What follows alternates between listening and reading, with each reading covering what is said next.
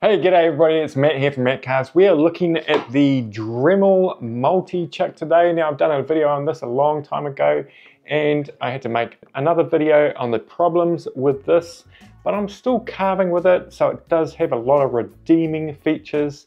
But in this video, I'm going to go into the problems and I'm also going to go into why I'm still carving with it. First of all, what is the Dremel Multichuck? Well, you'll be familiar with this if you're using a Dremel. This is the normal chuck that's on here. Now, the problem with the normal chuck is you sort of like have to change the sleeves inside if you change the size of the shafts of the burrs. That's the sleeve. So the sleeve comes in different sizes. So you can sort of see there, that's the 1/8 sleeve. So you put that in and then put your capsule in. But if you wanted to change to sort of like a smaller shaft burr, you would have to change this thing and then reconnect it back up again. And the advantage with the multi-chuck is you don't have to take anything apart or off the actual Dremel. You just take that burr out and then you can put in a smaller sized shaft and then you just tighten it up with a spanner, and I'll go into that a little bit later. So how does it work? It works very similar to sort of like your electric drill. And you'd sort of like those little 3 bits there will clamp down onto this as you tighten it up. The first problem is you can get like a little bit of a dust build-up in between these jaws that come down on the burr. A few things might happen is you might have hard time releasing your burr. You can sort of see that it wants to get to one point and it sort of just doesn't want to come out. Some people have actually told me that they blow these out with a compressor, but I always find just if you just hit them on something that's kind of metal, it will release a lot of the dust. So let's have a look at that. Okay, you can probably see the amount of times I've kind of hit it here on here, but like I carve all year round. So essentially I just grab it like this and I will just tap it like that and that will come loose. But what you'll find is if you tap it down, well, you can tap it either way, but like if I tap it like this, you'll get some dust out. You can see the little bit of dust there.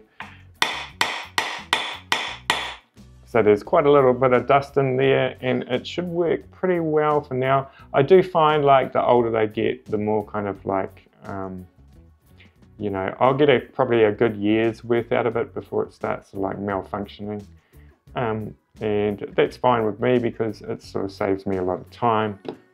What I wouldn't recommend doing is trying to sort of like move those teeth at all because they are held in by little springs. And once one of those little springs are released or something like that, or a piece falls out, you're never going to get it back in there. So I've been carving with this system for quite a few years now. And one of the problems with it is it can become loose as well. So Dremel actually says that you can tighten just with your finger. I kind of disagree with that.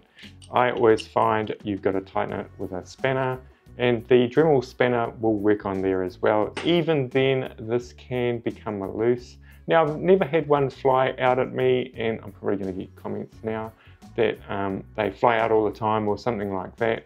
I haven't had it become loose that often. I'll probably find the majority of time when it becomes loose is if you're using maybe like a cutter burr, say this burr here, and you're carving really, really hard wood and it starts chattering on there and it'll send vibrations through this and it may cause it to go loose. Now, if it goes loose, it's not going to fly out automatically. It's going to sort of like work its way up like this and then fly out. So 2 things to be aware of. You should always have your burrs in your Dremel, not sort of like up here like this, but sunken down into the Dremel here. And also you should be aware of what's happening with your burrs all the time.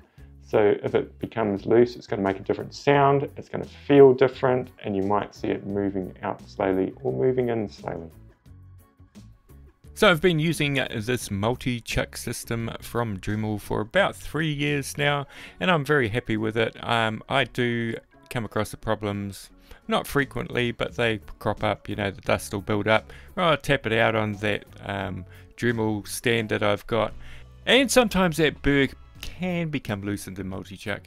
Just be aware of it, and when it happens, just turn your Dremel off and tighten it up, and you're away laughing.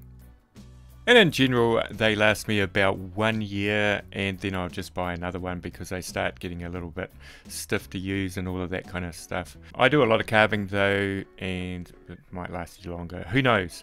But if you want to check out the affiliate link in the description, that would be awesome. Or if you just want to click on this video and see how the skull was made. We'll see you in the next video. Bye everybody.